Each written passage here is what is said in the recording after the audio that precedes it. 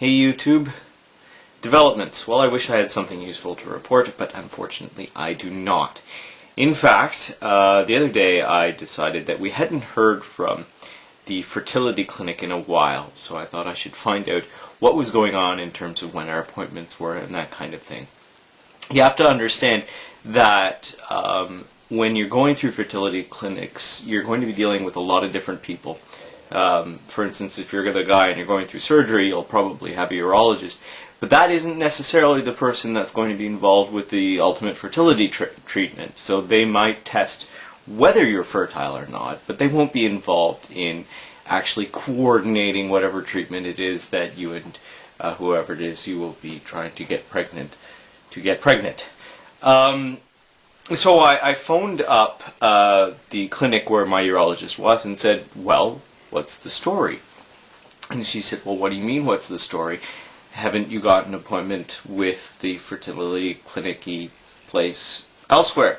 And I said, no, I thought this had been set up and we were waiting for results from here. And she said, well, no, that's going to take a couple extra months, to get your wife tested and do all of that before you're even eligible for new testing. So even if it so happens that my fertility tests come back and things are doing well, we still won't be able to start treatment probably for another few months.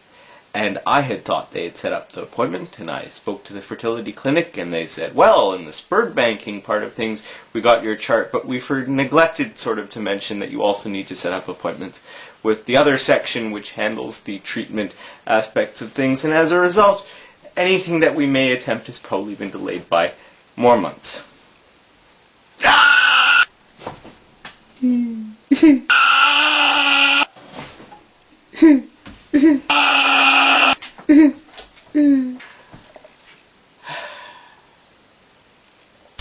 So,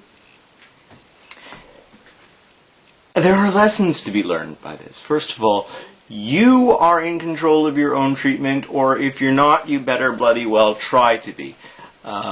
Because no one else is keeping an eye on the schedule.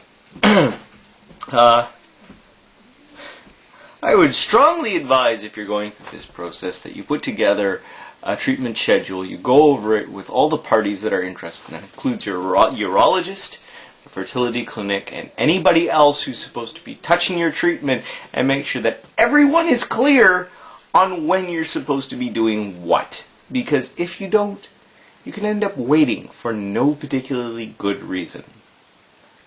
So our current situation is we have an appointment in May with the urology type place to check on me, and in April to check with the fertility clinic to start the process of looking at myself and my wife as a couple and as a candidates for whatever fertility treatments are available to us. But after that, we have no clue on how long it's going to be before actually we begin the process. You are masters of your own fate, sort of. So, if anything, learn from us. Don't trust that some other clinic is keeping an eye on your treatment. They probably aren't. You need a sense of your own schedule, and you need a sense of who you need to speak to next and what your strategy is for moving the whole process forward. If you don't have that strategy, you're very likely to fall between the cracks and waiting long extra months for no particularly good reason. Wish us luck. Thank you.